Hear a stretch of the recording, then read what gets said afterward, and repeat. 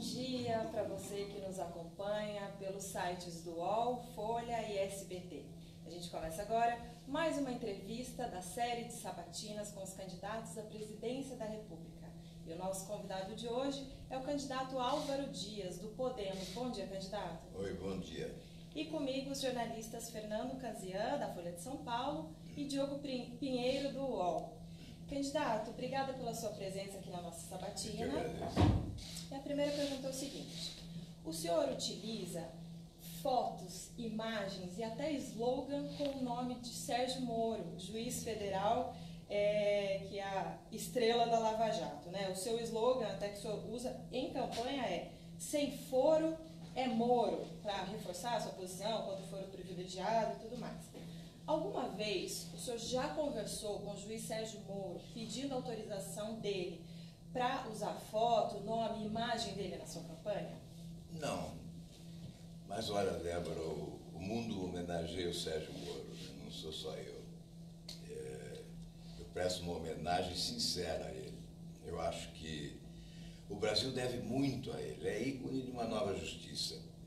Até Sérgio Moro, o conceito que se tinha de justiça no Brasil é que era a justiça para os pobres, especialmente negros. Depois que a caneta de Sérgio Moro começou a assinar petições e decisões judiciais, nós começamos a ver poderosos irem para a cadeia, ex-presidentes, governadores, grandes empresários, banqueiros, marqueteiros, enfim, as figuras notórias no país da vida pública passaram a ser ameaçadas, consideradas como iguais. Só falta acabar o foro privilegiado, que é um projeto de minha autoria, que passou no Senado, está na Câmara dos Deputados desde junho do ano passado, aguardando deliberação. Se nós acabarmos com o foro privilegiado, aí sim podemos inaugurar uma nova justiça no Brasil, onde todos seremos iguais perante a lei. Então o convite ao Sérgio Moro não foi pessoal, foi público e emblemático. Mas ele nunca se opôs também ao senhor usar a imagem dele? Nunca chegou um telefonema para o senhor dizendo: olha, não quero que me coloque na campanha? Ele também nunca se manifestou nesse sentido? Não, de forma nenhuma. O que ele alega corretamente é que, como juiz, ele não pode se manifestar politicamente. O próprio CNJ não admite manifestação política de magistrados. Então ocorre que a indicação do nome dele, a sugestão do nome dele, o convite público a ele se dá em nome de um desejo de que o combate à corrupção seja realmente uma política de Estado e que a Operação Lava Jato seja o símbolo desta política, porque é um marco divisor de águas. E é evidente que uma política de Estado de combate à corrupção vai mudar a imagem do Brasil, inclusive no exterior. Por isso eu digo sempre que é uma questão ética, sim, uma questão de moralidade da atividade pública, mas é uma questão de desenvolvimento, de geração de emprego. Se nós mostrarmos ao mundo que o Brasil voltou a ser sério, os investimentos que se foram daqui expulsos pela corrupção e pela incompetência retornarão, gerando emprego, renda, receita pública. A Transparência Internacional diz que nós perdemos muito por estarmos sempre em lugar de destaque no ranking dos países mais corruptos do mundo. Candidato, para falar em transparência, então, para o seu eleitor, para o simpatizante que acompanha o seu horário eleitoral, qual foi o seu último contato com o juiz Sérgio Moro? Aquela foto que vocês aparecem na propaganda de TV, ela parece um pouco antiga. Explica melhor, qual foi a última vez que o senhor falou com ele e de quanto que é aquela imagem? Olha, eu, mesmo que tivesse falado com ele, não diria, né? Isso é uma questão de discrição, de privacidade. Aquela imagem é de um evento aqui em São Paulo, me parece na revista Isto É, quando ele foi homenageado, e eu estive presente. Candidato, agora, eu acho que a questão aqui é uma questão mais de oportunismo eleitoral, né? Porque se critica muito, por exemplo, alguns candidatos que têm usado a imagem do Lula. É um sujeito popular, foi o presidente mais popular do Brasil, etc. Aí o cara pega a foto do Lula, coloca lá do lado, sem nunca ter falado com o Lula, sem nunca ter conhecido, inclusive. O senhor está fazendo a mesma coisa com o juiz Sérgio Moro. Fez um convite, disse que ele será seu ministro, sem que ele tenha sido consultado. Nesse momento, não é um oportunismo aí para cima do eleitor, usar esse... Se fosse só agora, seria oportunismo. Essa é a grande diferença, né? Acho que o cidadão brasileiro, o eleitor, deve exatamente olhar o que é agora e o que foi antes. Eu defendo a Operação Lava Jato desde sempre. Eu tive inúmeros contatos com o juiz Sérgio Moro, antes da Operação Lava Jato, com sugestões que ele trazia sobre legislação. Várias propostas que eu apresentei no Congresso Nacional foram sugestões do juiz Sérgio Moro. Por exemplo, habeas corpus para o preso apenas quando ressarcir os cofres públicos dos recursos subtraídos. Uma sugestão dele. E várias outras. Portanto, eu sempre defendi a Operação Lava Jato e sempre homenageei o juiz Sérgio Moro como símbolo de uma nova justiça. Então não é oportunismo. Oportunismo é só na campanha eleitoral combater a corrupção, né? Porque eu vejo alguns que combatem a corrupção agora, que aparecem como valentões da hora, aqueles que querem resolver tudo à bala. Antes, vá lá no YouTube, veja se há um discurso combatendo corrupção nos governos Lula e Dilma. Se houver um discurso combatendo Lula e Dilma, eu dou a minha mão à palmatória. Agora vá lá no YouTube e procure os meus, mas peça férias acumulada, porque não terá tempo de ouvir todos. São muitos, quase todos os dias, dizendo, olha, o escândalo de hoje faz esquecer o de ontem, espera o de amanhã para ser esquecido. Já nos primeiros momentos do governo Lula, eu estava na tribuna do Senado, do primeiro mandato, combatendo corrupção, apontando desvios, apresentando requerimentos, pedindo CPI, convocando, pedindo auditoria, representando ao Ministério Público, desde o primeiro momento. A Operação Lava Jato sempre foi prioridade nacional. O povo brasileiro quer a continuidade desse esquema de combate implacável à corrupção no país. Candidato, o senhor falou em YouTube, né? Uma pesquisa do Instituto Internet Lab mostrou que 60% dos perfis que aparecem no Twitter do senhor seriam robôs. O senhor tem conhecimento disso? Quem é que fez isso na campanha? Porque isso é ilegal, né? A Justiça Eleitoral. Foi muito bom você fazer a pergunta. Primeiro porque eu sou um amador nisso e, aliás, não uso a verba indenizatória do Senado para impulsionar a minha rede e para trazer robôs para a minha rede. Não, eu nem sei fazer isso. A minha assessoria também não, que é gente de bem que trabalha comigo. Houve sim um levantamento, alguém fez. Até não vou dizer quem fez, não, vou deixar isso para lá, que isso é secundário. Mas uma amostragem muito pequena e revelou que existiam robôs. Mas os que fizeram mesmo disseram, é impossível avaliar, porque a amostragem é muito pequena. Aí o Twitter foi e limpou o que era robô. A alteração foi mínima, portanto, não há essa hipótese de 60% ser robôs. E se houver, eu não tenho nenhum interesse em robô. Que interesse eu tenho em robô no meu Twitter? Não é? Não tenho interesse nenhum. Portanto, isso é uma bobagem, É uma tentativa de, olha, todos os políticos são iguais, vamos colocá-los todos no mesmo balaio, né? Essa é aquela tentativa de negação da política como solução para os problemas, como se tivéssemos outro caminho na democracia. Olha, não somos todos iguais, por favor, vamos separar joio do trigo.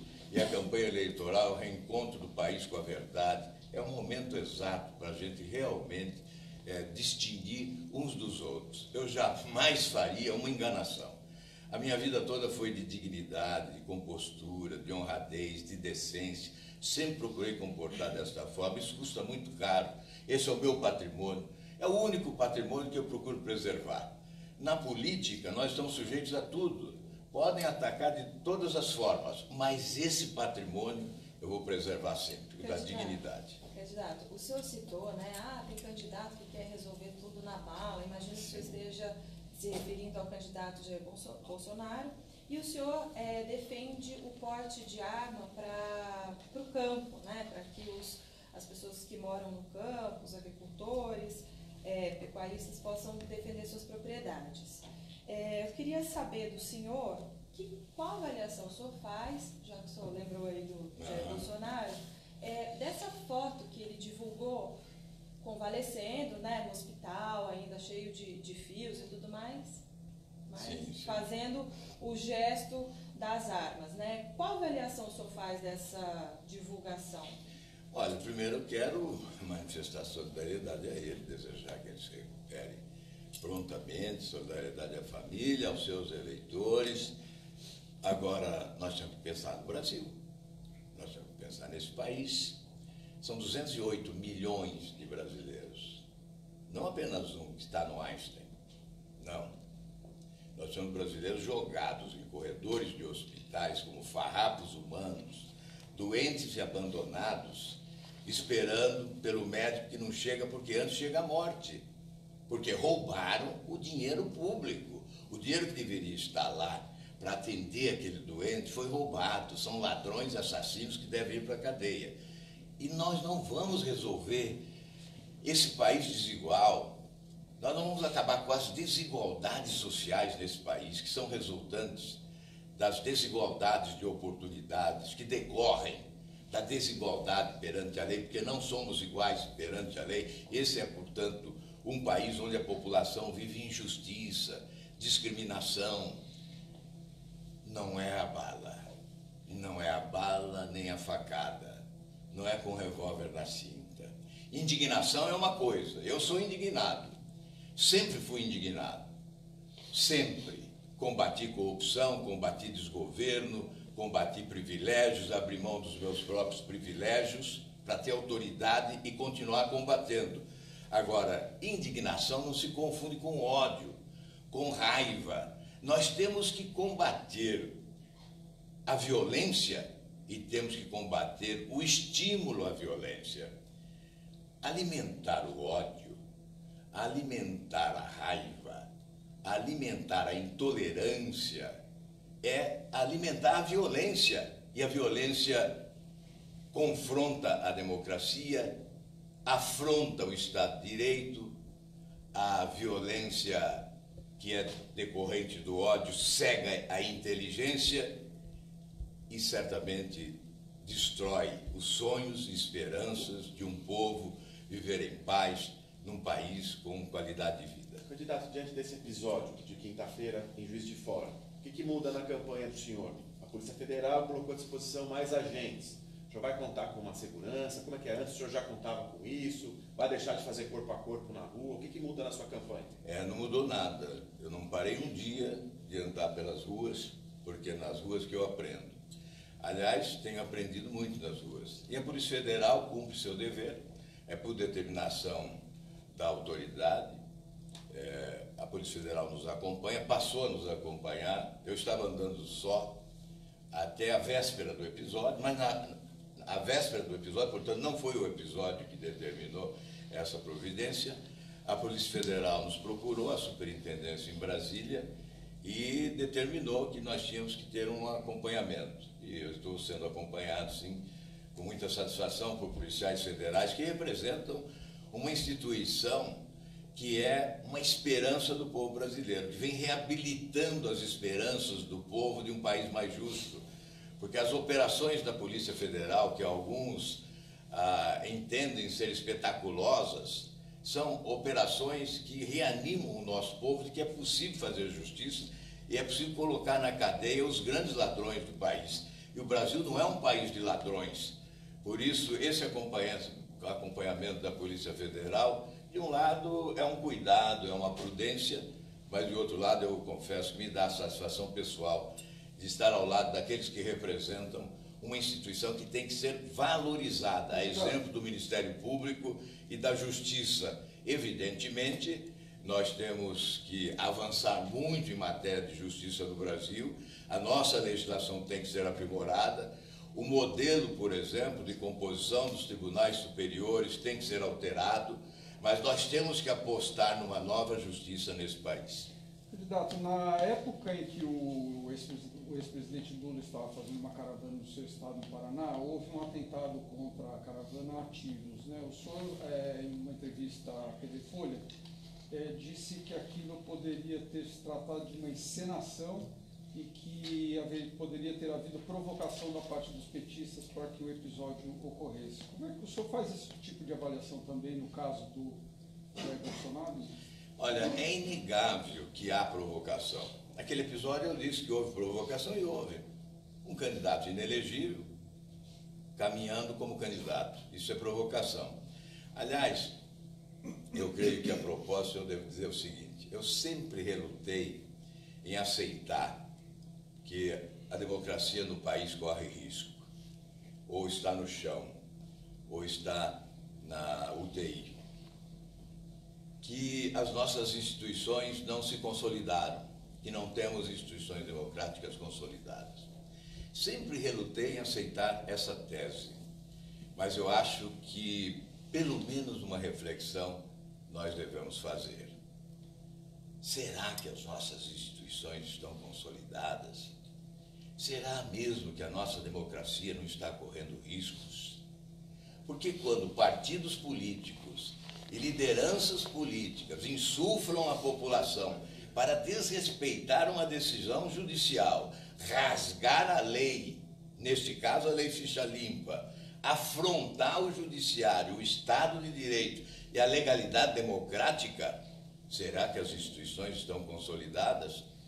Ou quando há aqueles que insuflam a população ao ódio, à raiva, à intolerância, para se valer da prepotência, da truculência e do discurso boquirroto de quem coloca uma arma na cinta para dizer que vai salvar o Brasil, será que nós não temos que refletir sobre o destino da nossa democracia? Qual o caminho que estamos caminhando? Na direção da Venezuela ou na direção da Inglaterra e da Alemanha? O que nós pretendemos? Certamente, quando há estímulo à violência, a violência é um risco. Quando há estímulo ao desrespeito à lei, a afronta ao Estado de Direito é o risco. E nós estamos legislando. Débora, só mais um pouquinho. Nós estamos legislando, supostamente para o bem, contra o mal. Às vezes legislamos bem, às vezes legislamos mal. Ocorre que quando legislamos bem, as leis são ignoradas ou são interpretadas ao sabor de conveniências. Decisões do Supremo são sempre contestadas, porque houve indicação política dos ministros. Aí nós decretamos o impeachment da Presidente da República e rasgamos a lei, porque ela continua elegível, né? E do impeachment de um Presidente da República, a decorrência imediata é a inelegibilidade por 8 anos. Então rasgamos a lei. É por isso que nós temos que falar em refundação da República, porque a desconstrução que houve, a anarquização que ocorreu, coloca assim as nossas instituições sob risco, já que os seus escombros estão à vista e as nossas esperanças estão sepultadas sob eles, e de outro lado se coloca em risco, sim, a democracia, quando não há lei e quando não se estabelece o império da lei e quando o fundamento não seja todos iguais perante a lei. Candidato, só para a gente virar essa página desse assunto, o senhor critica, né? Arma na cintura, resolver as coisas com arma na cintura, mas o senhor defende que as pessoas do campo possam se armar para defender sua propriedade. Não é um pouco incongruente? Não, não é não. Não é muito coerente, sabe? Porque o meu partido Podemos, né, que é partido nascente, movimento, ele prega a democracia direta, portanto, respeito às decisões da sociedade. Houve um plebiscito há alguns anos em que se estabeleceu que 62% dos brasileiros, né, são brasileiros que defenderam a venda de arma, portanto, a consequência é o porte da arma. Agora, aí uma inversão de valores, né? Nós ficamos discutindo como política de segurança pública o porte da arma, é o que se discute, não você, é o que candidatos discutem ainda, e colocam como o grande programa de governo na área de segurança, entregar um revólver para cada brasileiro. Aliás, o pobre também não pode comprar revólver, então essa também é uma política elitista, né?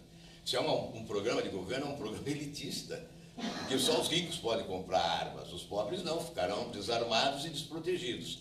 Mas é uma inversão de valores, porque cabe armar o Estado e não o cidadão. Quem está armado é a Polícia Federal, é a Polícia Civil, é a Polícia Militar, é o Exército Brasileiro. O cidadão tem que estar protegido, paga impostos para isso, trabalha para isso, contribui para isso. No entanto, se há um desejo do brasileiro de usar a arma, eu não vou impedir, como presidente da República, mas vamos legislar, uma legislação rigorosa. Vamos flexibilizar para que alguém que queira utilizar o porte de arma utilize, mas com as exigências necessárias e a responsabilização séria que deve existir por eventuais abusos. Mas se fosse para resolver o problema à bala, não seria com um candidato a presidente, não. Seria com instituições sérias, como Polícia Federal, Exército Brasileiro, aqueles que são armados oficialmente e legalmente. E, aliás, no Brasil estão armando os bandidos, porque estão deixando passar armas pesadas pela fronteira desprotegida e essas armas vão para as mãos erradas. Se eu for presidente da República, as armas pesadas irão para as mãos certas dos policiais na guerra contra o crime e o bandido voltará a ter medo da lei nesse país, porque a autoridade vai se constituir, ela se desconstituiu, a autoridade afrouxou no Brasil. E sem autoridade não há segurança, não há combate à violência, não há combate à corrupção, não há combate ao crime organizado.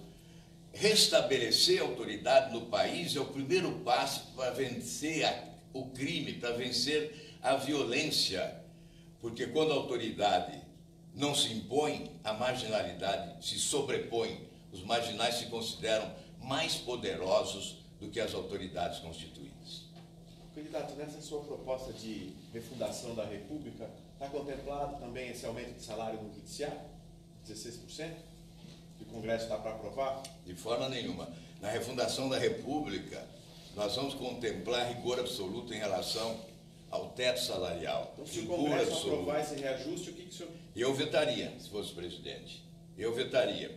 Nós temos que acabar com o privilégio de todas as autoridades, dos três poderes. Olha, nem aqui na Avenida Paulista, muitos se deram conta da crise, da dimensão da crise, da proporção da crise, da gravidade da crise que nós estamos vivendo. O Tribunal de Contas chegou a dizer há pouco que no início do próximo mandato, o presidente da República não terá dinheiro para pagar salário dos servidores públicos. E há juiz no interior do Maranhão, pelo menos é o que se divulgou, me perdoem se não for verdade, porque sempre há notícias fakes, né? Mas que um juiz ganhava 90 mil reais por mês no interior do Maranhão. E nós temos uma política de teto salarial. Ela não está sendo respeitada. Nas estatais, há quem ganhe 70, 80 mil reais por mês e no final do ano ainda recebe lá um abono especial. Portanto, esses privilégios das autoridades precisam ser sepultados definitivamente. Na prática, como é que o senhor faria para acabar com os privilégios, por exemplo, dos seus colegas senadores e deputados, se isso é algo que depende do Congresso e não do presidente da República? Olha, eu não teria coragem de falar nisso se eu não tivesse já feito isso comigo mesmo. Eu não recebo auxílio moradia, não moro em apartamento funcional e não recebo aquela verba de 15 mil reais por mês, que se chama verba indenizatória. Isso foi ao longo de todo o mandato, a gente já conversou sobre isso aqui na Não, sabatina, né? Foi ao longo, há mais de 10 anos, não é agora na campanha, não, é ao longo do mandato, sim, há mais de 10 anos, seguramente. E em relação à aposentadoria de ex-governador também não recebo, se questionou isso, nunca recebi um centavo, a verdade é essa, nunca recebi um centavo. Há quem diga, você não tem direito, então eu sou o único que não tem direito. Todos os outros têm direito e recebem. Todos eles recebem e botam no bolso, na conta bancária. Eu nunca recebi um centavo, seriam mais de 10 milhões, uma mega sena. Enfim, eu acho o seguinte, que quem pratica, faz. Quem não pratica, não faz. Essa história tem que ser dessa forma, fala e faz. Na verdade, o que nós sempre tivemos no Brasil, desculpe, eu tenho que escorregar um pouco nesse campo, há essa tese de que rouba mais faz. Fazendo pode roubar. Aliás, banalizar a corrupção no Brasil com essa história do rouba mais faz. Não, isso não é possível. Um país sério não admite isso. Um povo digno não admite isso. Essa fase do rouba mais faz tem que acabar. Agora é a fase do fala e faz. É preciso fazer muito mais do que fizeram sem roubar, sem deixar roubar. e colocando na cadeia quem rouba. Em relação ao que fazer, é lei. Nós temos que legislar a respeito, impedindo esses privilégios. Em relação ao Congresso, nós estamos propondo desde 99, sem conseguir, mas um presidente da República tem mais força, e eu assumo o compromisso com o Brasil de que faremos isso. Vamos reduzir sim o número de senadores em 1/3, o número de deputados federais, um legislativo mais enxuto, mais econômico e mais qualificado. E sem esses privilégios. O cidadão, quando se candidata, tem que saber quanto vai ganhar, qual é o seu salário, sem penduricários, com a maior transparência. O juiz, quando vai fazer o concurso para magistrado, ele sabe qual é o salário. Então, ele tem que fazer esse concurso, se lhe interessa o salário, se lhe interessa, faça o concurso sabendo que não terá penduricários para complementar o seu salário ao final do mês. O salário tem que ser digno da função que exerce. O salário tem que valorizar a função que exerce, mas tem que ser com transparência absoluta. Candidato, o jornal Folha de São Paulo publicou uma matéria ontem mostrando que 508 programas federais eles estão parados por falta de dinheiro desde 2016. E a questão do gasto do governo, né, se a gente pegar o orçamento previsto para o ano que vem, 1,3 trilhão de reais, só 7,5%, as previsões são do Senado, vão estar disponíveis para gastos, né? O senhor falou em privilégios de deputados, privilégios de alguns juízes, etc. Nós estamos falando de um orçamento de 1,3 trilhão. Quer dizer, isso aí, tudo bem, simbolicamente é importante, mas não faz cócegas ali na questão do gasto como um todo, né? Qual é a sua proposta para fazer com que haja um equilíbrio maior dos gastos? E duas perguntas. Reforma da Previdência, qual seria? E a segunda, em relação ao funcionalismo público, reajustes salariais para o funcionalismo, que hoje abocanha aí uma boa parte do orçamento. E nós teríamos um longo papo aqui sobre isso, né? Uma conversa longa, prolongada. Mas vamos resumir um pouco. A situação é tão grave que 40% de tudo que o país produz circula nos cofres públicos. E 65% disso tudo desaparece com a Previdência e com a Folha, exatamente as duas perguntas que você faz. E se nós aduzirmos aí os outros itens da transferência de renda, como abono salarial, os benefícios da prestação continuada, ao auxílio reclusão também, Bolsa Família, etc., nós chegamos a 80%. E se acrescentarmos 2 itens obrigatórios, educação e saúde, 90%. Aí tem uma dívida pública monumental, o governo tem que rolar dívida, tem que pagar juros, serviços da dívida, tem que emitir títulos públicos com taxas de juros altas e asfixia a economia. O que nós vamos fazer? A Angela Merkel inspirou. Ela chegou em 2008, diante de uma crise brutal, ela começou dizendo, se a dona de casa lá da Suábia tivesse sido consultada, nós não estávamos vivendo esse impasse, porque ela diria, olha, não gaste além dos seus recursos, porque a médio e longo prazo isso poderá ser um desastre. O Brasil, se eu chegar de 98 para cá, em 98, 26% carga tributária do produto interno bruto, 26%. Aí o governo foi abrindo buracos pela incompetência, pela corrupção, e chegou em 2007 já 33% carga tributária do produto interno bruto. Bateu no teto, não dá mais para aumentar impostos, vamos aumentar a dívida. Aí o país passou a se endividar de forma assustadora. A dívida era 56% do PIB, 1 trilhão 326 bilhões. Hoje é 77,2% do PIB, 5 trilhões 136 bilhões. Se fôssemos rolar a dívida pagando neste ano, seria 1 trilhão e 800 bilhões de reais, mais do que o total da dívida de 10 anos. Então eu pergunto, o que fizeram com o Brasil? Anarquizaram, destruíram as contas públicas. A Angela Merkel aplicou um limitador emergencial de despesas da proporção de 3% do PIB da Alemanha. Nós pretendemos... depois o Obama também fez igual. O Obama fez igual. Nós pretendemos aplicar aqui, assumindo a presidência, se vocês permitirem, obviamente, e eu agradeceria para deixar um legado a esse país de mudança, mas ao começar nós aplicaríamos sim um limitador emergencial de despesas em torno de 10%.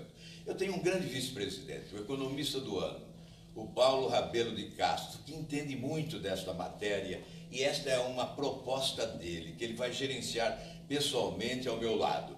Um limitador de despesas da ordem de 10% não linear, já no começo.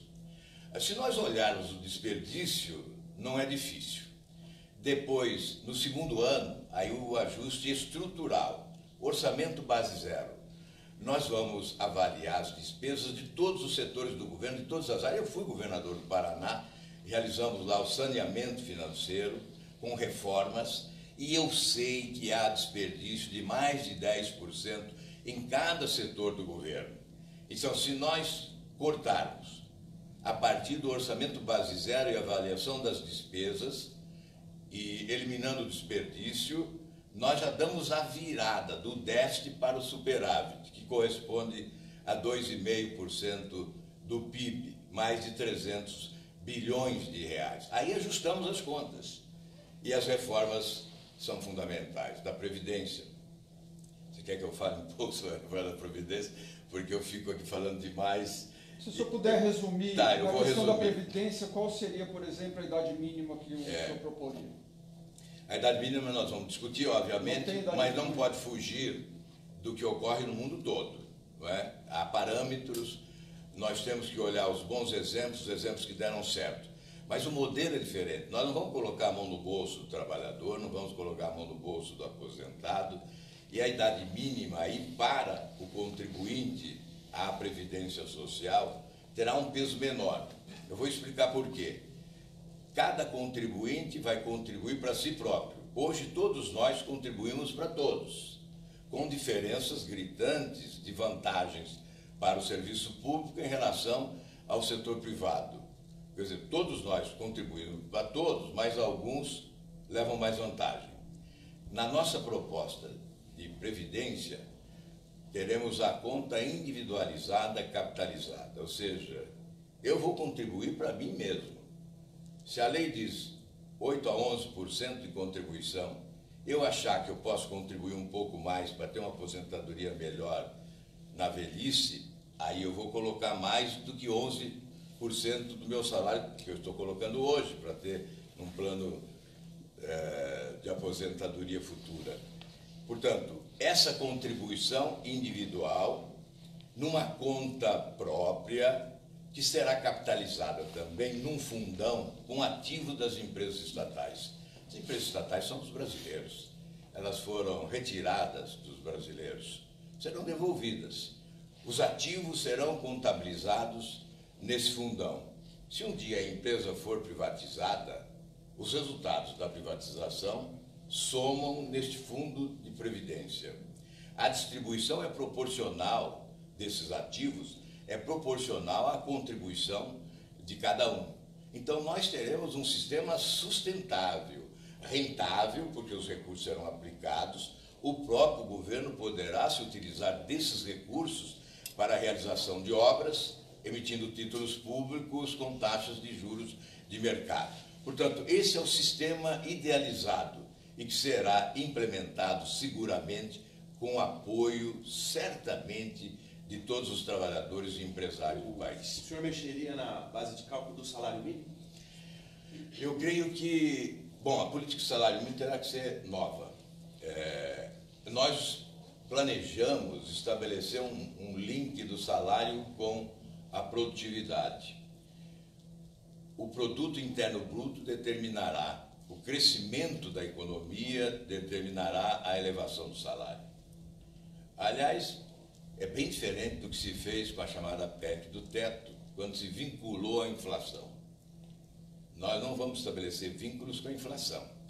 Nós vamos estabelecer vínculos, parâmetros para o reajuste com a produção, com a produtividade do país. E vamos descolar do salário mínimo as outras despesas de governo que são vinculadas ao salário mínimo, e muitas vezes o salário mínimo não é reajustado, porque o reajuste promoverá em cascata uma despesa enorme para o poder público. Então nós temos que descolar outras despesas de governo do salário mínimo. Ele não pode ser o parâmetro para o reajuste das outras despesas. O senhor coloca como meta para o Brasil crescer 5% ao ano.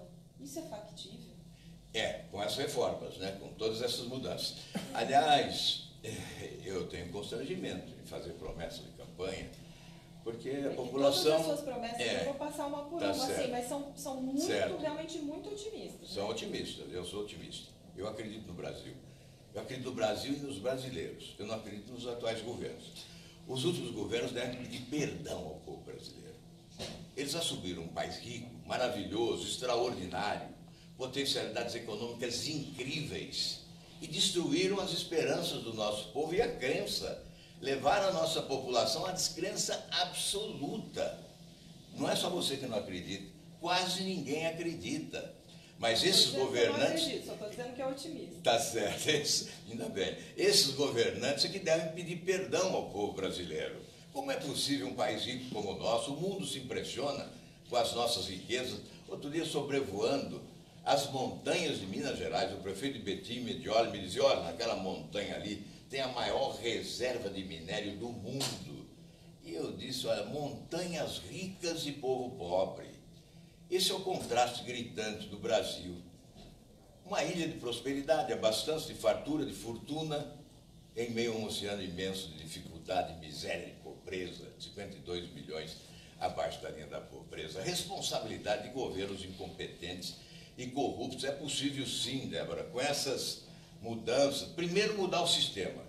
Eu estava dizendo que eu tenho até constrangimento em falar dessas propostas, exatamente pela descrença. Mas eu tenho autoridade de falar e me sinto em condições de falar, porque a minha primeira proposta é a refundação da República. É outra República, não é essa.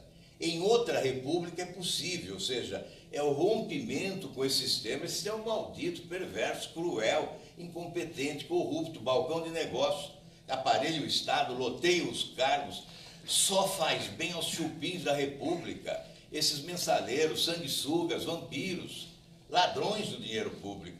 Mudando esse sistema e fazendo as reformas que nós podemos fazer com apoio da população brasileira, o Brasil será outro, a República será outra. Nós vamos eliminar as desigualdades sociais. Eu repito, elas são decorrentes da desigualdade de oportunidades. Nós vamos oferecer oportunidade. É possível crescer 5%. Sim, em média, ao ano. Zerar o déficit fiscal em um ano e ainda, ao mesmo tempo, promete isenção de imposto de renda para quem ganha até R$5.000. Exatamente. Isso significa o quê? 1 bilhão e 500 milhões de reais. O que é isso no orçamento? Muito pouco. E vai beneficiar quantos brasileiros? 8 milhões de brasileiros. E qual vai ser a consequência? Vai consumir mais, vai gastar no comércio, o comércio vai pagar impostos, o governo vai ter a retribuição. A reforma tributária que nós pretendemos é essa: tributa mais na renda e menos no consumo, para beneficiar a população mais despossuída. Ao tributar menos no consumo, aliás, hoje a metade dos tributos é no consumo, a população pobre paga, portanto, proporcionalmente, muito mais do que a população rica. Nós vamos inverter essa expectativa. Os ricos vão pagar mais, os pobres vão pagar menos. Nós teremos um impacto menor dos impostos no preço dos produtos consumidos pelos brasileiros e, com isso, a roda da economia vai girar com mais força, a sociedade pagando menos impostos, o governo vai arrecadar mais. Temos exemplo em outros países, tem um exemplo pessoal no Paraná, do governo, quando na carne, no setor de carne, havia uma grande sonegação, poucos pagavam impostos, 17% de ICMS, nós reduzimos para 7%, acabou a sonegação e a receita aumentou 300%. É uma questão de inteligência. Fazer a economia crescer, o governo arrecadando mais e a população pagando menos impostos. Candidato, dizem que na época de eleição é época de vender terreno na Lua, né? O senhor falou aqui que o senhor que não vai mexer no bolso do aposentado, nem mexer no bolso do trabalhador. A Débora lembrou aqui a propósito do senhor de reduzir, zerar imposto para quem ganha até R$5.000. O governo tem hoje estimados aí um rombo no orçamento de 300 bilhões de reais por ano que precisa ser coberto para que a dívida pública, que o senhor bem colocou aí, não suba acima desses 77% em proporção do PIB. Onde é que vai vir o dinheiro se vai isentar quem ganha até 5 mil? Não vai mexer no bolso do trabalhador nem do aposentado na Previdência. O dinheiro vem da onde? Assim, Bom, primeiro, se eu mexesse no bolso do trabalhador e no bolso do aposentado, eu não seria um candidato, eu seria um patife, eu seria um canalha, porque essa gente já sofre demais. Nós temos que mexer onde é possível mexer, é no bolso de outros. O sistema financeiro, por exemplo, que está operando nas sombras dessa campanha eleitoral, tentando influir e direcionar, que é o paraíso. O Brasil é o paraíso dos banqueiros, o monopólio de bancos. Na medida em que nós fizermos o ajuste fiscal, nós vamos reduzir as taxas de juros, vamos liberar crédito para micro, pequena e média empresa que vai investir e vai gerar empregos. Eu estou dizendo que Quem vai perder no seu governo? Porque alguém vai ter que perder para ter os 300 bi para pagar a dívida.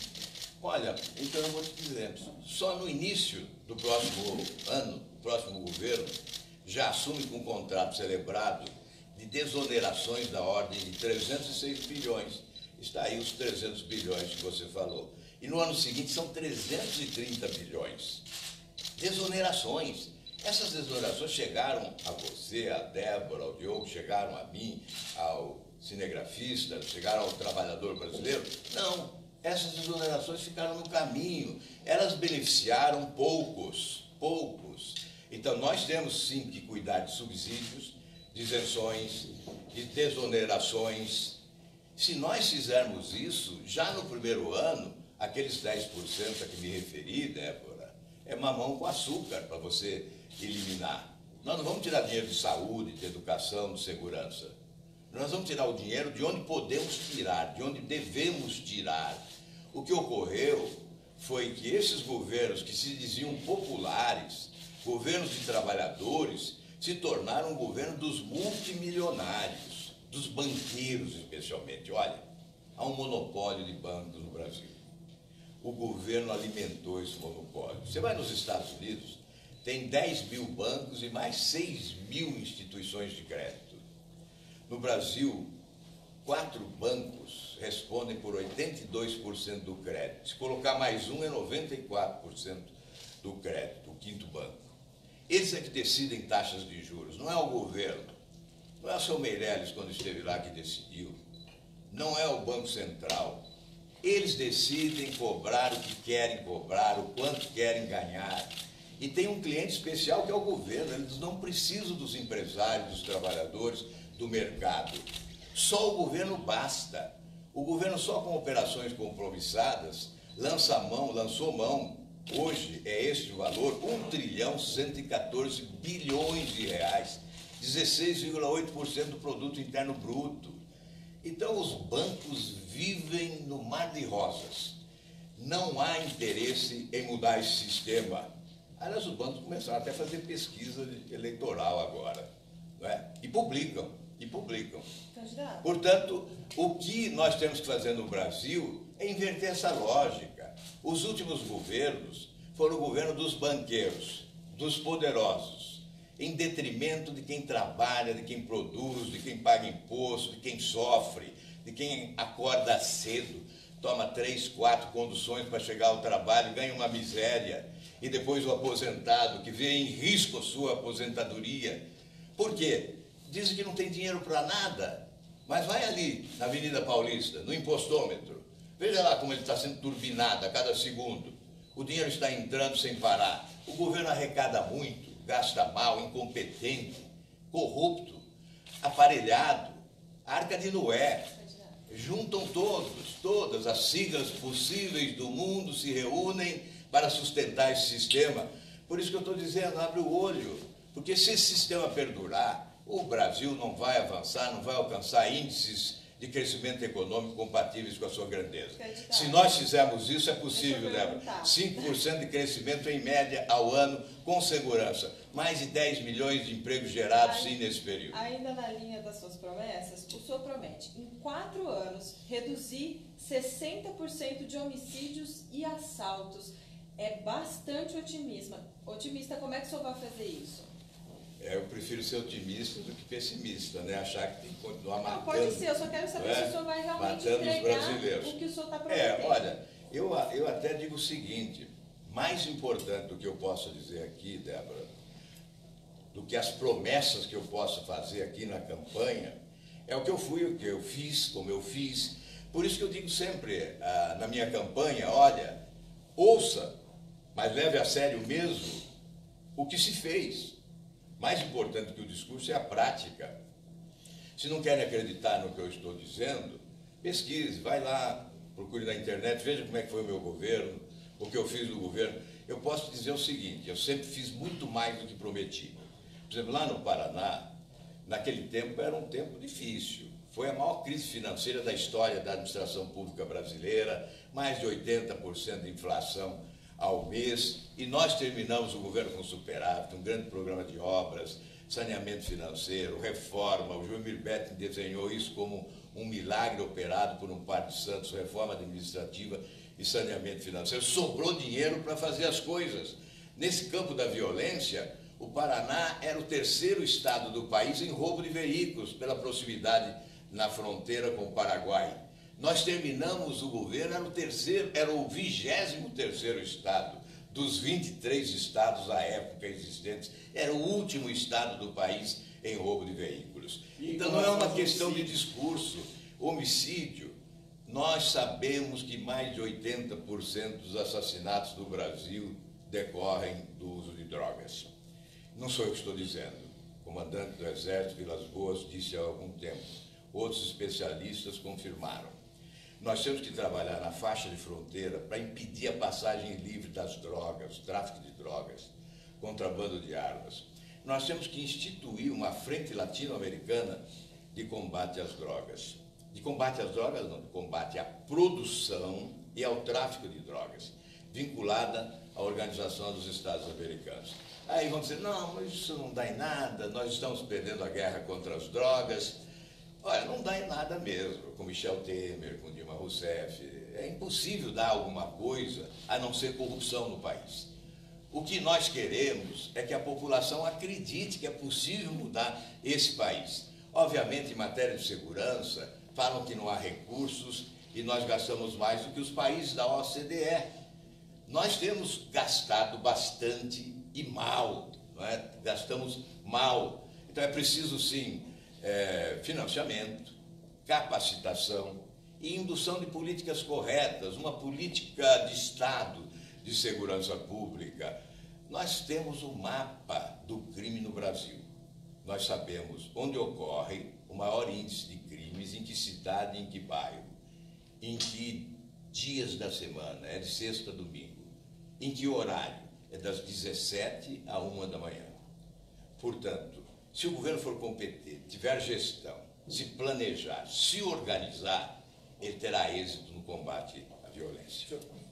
O senhor acha que a redução da maioridade penal contribui para essa redução? O senhor é contra ou a favor?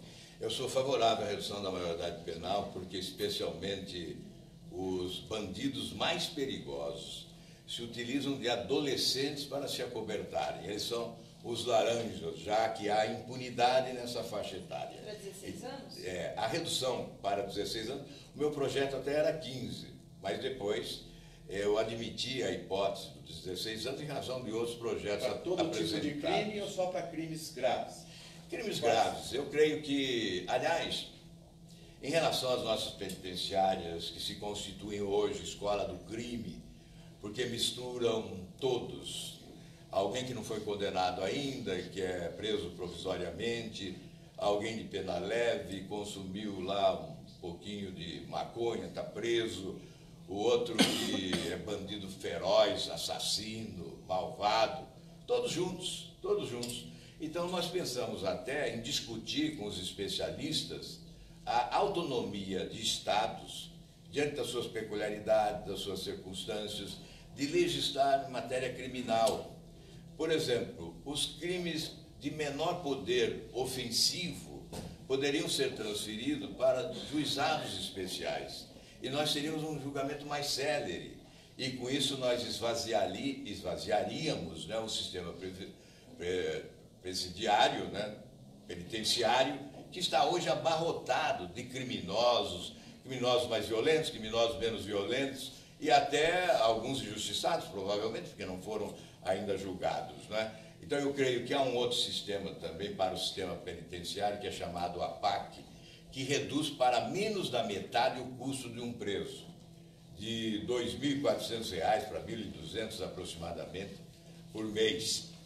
Isto é ainda muito pouco, nós acho que temos 70 municípios do Brasil com esse sistema, alguns em Minas, outros no Paraná, com sucesso, com a possibilidade de ressocialização do preso, ao redor de 70% em média, há casos de 90% de ressocialização, aí envolve a comunidade, é um presídio localizado geograficamente mais próximo das famílias, com envolvimento do setor privado, do Ministério Público, do setor de segurança e da justiça.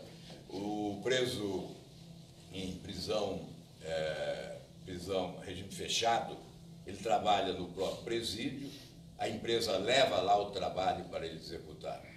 Aquele que pode sair durante o dia vai trabalhar na empresa e volta à noite, estuda também para reduzir a pena. É um sistema que humaniza, que ressocializa e que barateia.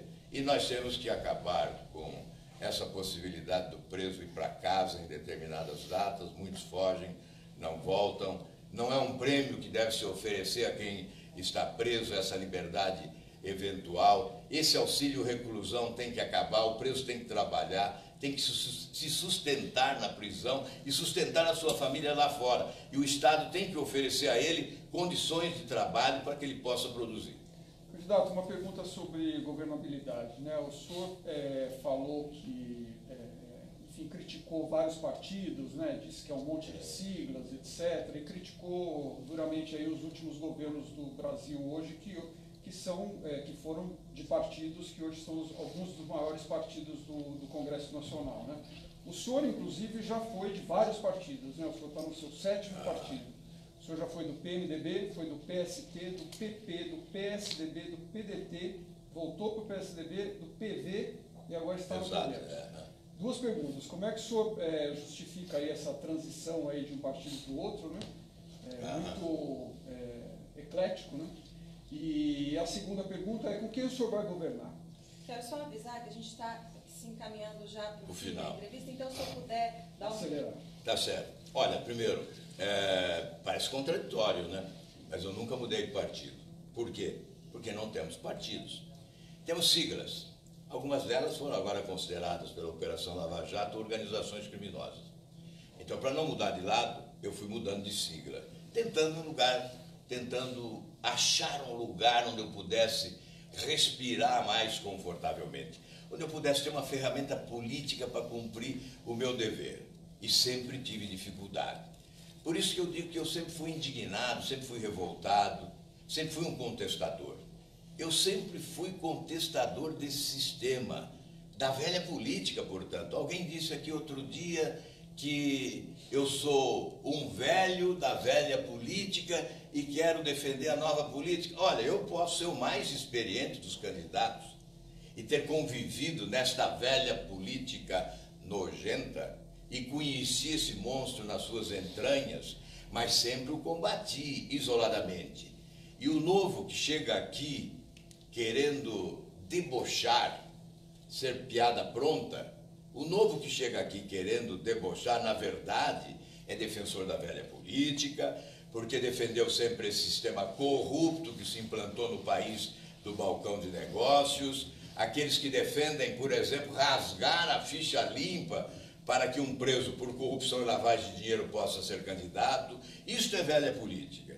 Eu represento a nova política. E como fazer para governar? Implantando a nova política. Governo suprapartidário, sem esse conluio das siglas, sem esse balcão de negócios, buscando um pacto nacional de governabilidade, reunindo os políticos de bem de todos os partidos. Tem que ser um governo suprapartidário. E além da política, ir à sociedade, entidades, associações, federações, confederações, sindicatos, religiões, universidades, um pacto de governabilidade, num mutirão de mudança. Só assim nós podemos melhorar o Brasil. Candidato, diante dessa proposta, nova política, oportunidade aqui de prestação de serviço para o público que acompanha a gente. Ontem venceu o prazo do TSE para a primeira parcial de prestação de contas dos candidatos à presidência da República. Certo. O seu partido, Podemos, recebeu 36 milhões de reais do fundo partidário. Exato. Como é que o senhor gastou esse dinheiro até agora? Quanto o senhor gastou? É verdade. Olha, eu sou transparente, né? Meu partido me deu 3.200. Não dá para pagar a produção do programa de televisão e de rádio. Então eu tenho que me virar. As duas despesas que eu estou fazendo, e é nítido isso, é um avião, que eu tenho que percorrer o Brasil para fazer a minha pregação, e um programa de rádio e televisão, em que pese o fato de ser 40 segundos de tempo de televisão, uma miséria, né? Enquanto outros têm um latifúndio na televisão, latifúndio de dinheiro, latifúndio de tempo de televisão e rádio. E nós somos aí minifúndio. Então, só para ficar Na claro. verdade, então, o que eu estou gastando, não estou fazendo material impresso. Os companheiros de partido, deputados, candidatos ao Senado, as assembleias e a Câmara dos Deputados, acabam sempre fazendo um material impresso, colocam o nosso nome, mas eu particularmente não tenho feito nenhuma despesa. Aliás, será a campanha mais barata da Então o senhor história. gastou 3 milhões com avião e propaganda, é isso? Não, Com avião e programa de governo. ainda não. Isso é para até o final da campanha, né? Isso é até o final da campanha. Nós vamos gastar, portanto, vocês se lembram que na campanha passada um candidato declarou 360 milhões de gastos. O declarado, depois a Operação Lava Jato revelou que tinha caixa 2. Mas o outro gastou mais de 240 milhões também. Neste ano, nós vamos ver. A minha campanha é franciscana, será um gasto mínimo e tem que ser assim. Tem que ser comunicação. Agora não pode ser desigual como é. O que nós temos é que aprimorar a legislação. Esse é o caminho, mas a legislação tem que ser aprimorada. Não é possível deixar alguém com muito dinheiro do fundo eleitoral, que é dinheiro público, não é possível deixar com muito tempo de televisão e rádio e outros sem nada. E o que é pior, a legislação permite que o muito rico gaste parte da sua fortuna para fazer campanha. E isso é desigual, é antidemocrático, é uma eleição injusta, portanto. Rapidamente, ainda dá tempo de fazer uma última pergunta, se Pois nós dois não. formos bem rápidos. Tá. No item 19 do seu programa de metas, Integração Nacional, você fala sobre ocupação integral do território amazônico. O que o senhor quer dizer com isso, bem rapidamente? Impedir que qualquer mão estrangeira tome conta do nosso território. É a preservação do nosso patrimônio maior, que é um pulmão a respirar para o mundo. Aliás, o mundo tem que contribuir conosco. Nós temos que cobrar pedágio do mundo, porque devastaram as suas florestas, contaminaram os seus rios e os seus lagos, e agora exigem que o Brasil ofereça ao mundo a possibilidade de respirar. Eu estou sendo exagerado? Talvez um pouco, mas eu acho que eu tenho que ser patriota, nacionalista, a defesa da nossa soberania e do nosso patrimônio em primeiro lugar.